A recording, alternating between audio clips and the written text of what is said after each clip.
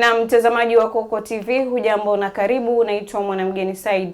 Jamaa na marafiki wamefika eneo la Mwezang'ombe, kaunti ya Kilifi kuuaga mwili wa Kezia Matuki kabla ya kusafirishwa hadi Tarasa, kaunti ya Tana River kwa ajili ya mazishi ambayo yameratibiwa kufanyika kesho Jumamosi. Mwanahabari wetu Janet Mumbi alihudhuria hafla hiyo na kutuandalia taarifa ifuatayo.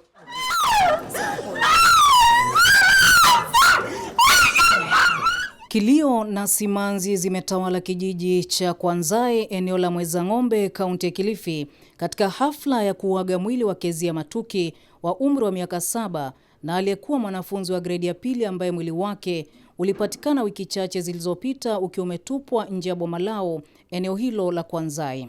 Waliotoa rambirambi zao kwa familia wamelaani kitendo hicho, huku akimtaja Kezia kama mtoto ambaye alikuwa akishirikiana na watoto wenzake vyema akiwa shuleni na hata nyumbani. Tunakemea kitendo hiki kibaya ambacho kitendeka katika mtaa huu, na natoa wito kwa serikali kuu pamoja na serikali yetu ya kaunti tuweze kushirikiana ili haki ya mtoto huyu na familia iweze kupatikana.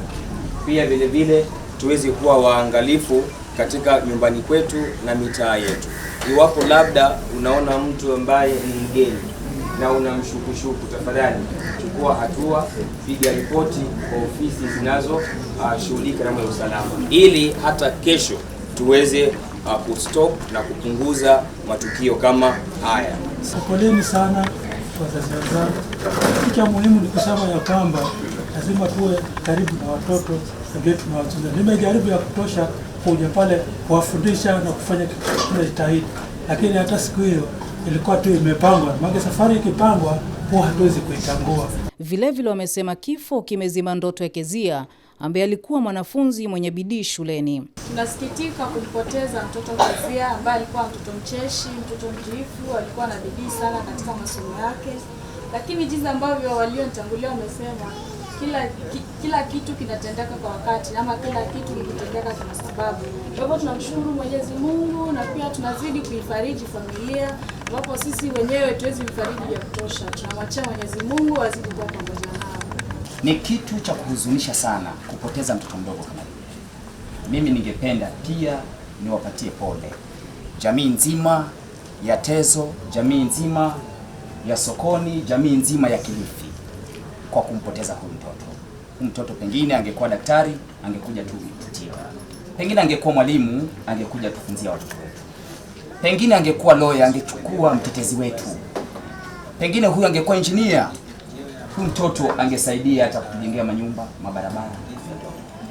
Lakini wacha, kama ni mipango ya Mungu, wacha ile mtoto alale mahali pema.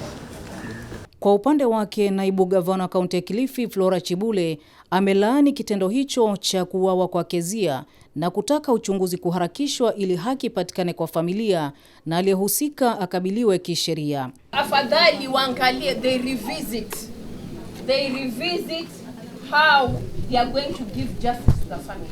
Yes. Sisi kama umma tupunguze hamaki, justice shall be served. Amen.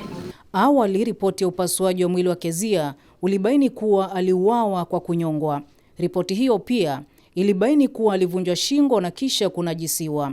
Daktari mkuu wa hospitali ya rufaa ya Kilifi Gilbert Angore alisema sampuli zaidi zilipelekwa katika maabara ya serikali kwa uchunguzi wa kina. Postmortem report tukaweza kupata kwamba yule mtoto aliweza kuvunjwa shingo, alafu akafanyiwa zinaa na huyo culprit, ambayo sisi tunasema hilo ni tendo ambalo hatuwezi hata tukafikiria. Tumeweza kuchukua samples zote, au madaktari wameweza kukaa tangu asubuhi hapa kuhakikisha kwamba wamecollect zile samples zote polepole na kwa ukina, kuhakikisha kwamba hakuna kitu ambacho kimeweza kuachwa, kwamba hizo samples haziwezi zikaharibika, na tunasikimbiza by tomorrow zio zishafika government pathology, government lab kwenda kufanya hizo testing so that tujue huyu culprit ambao amefanya hii kitendo apatikane as fast as possible.